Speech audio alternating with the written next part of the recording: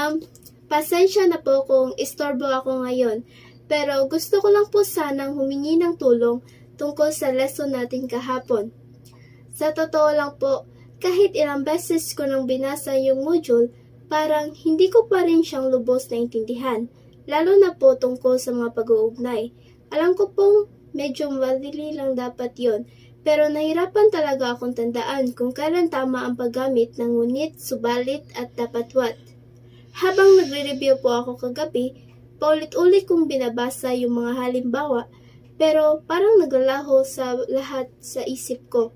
Naintindihan ko pong ibig sabihin nila, pero nalilito ako kung alin ang mas maganda. Minsan po kasi gusto kong gamitin ang pero sabi niyo po, mas maganda raw gumamit ng formal na pangatnig kapag nagsusulat. Kaya gusto ko po sana humingi ng konting paliwanag kung paano ko maalala kung kailan tama ang paggamit ng mga ito. Hindi ko rin po alam kung ako lang ba ang nahihirapan dito. Minsan po kasi parang andali lang para sa iba. Tapos ako ilang ulit ko pang inuulit bago ko maintindihan.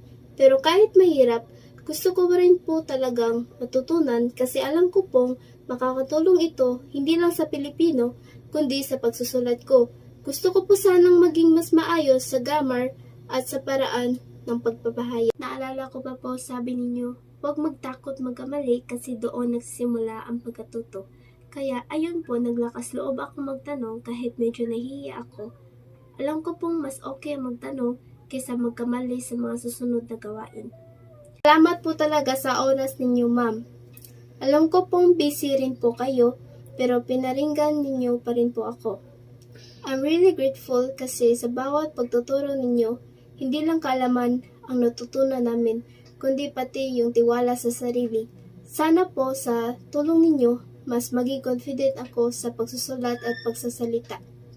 Uulitin ko po ang mga aralin, reviewin ko pa, at siguraduhin kong susunod na beses, mas maipakita ko na naintindihan ko na talaga. Maraming salamat po ulit, ma'am.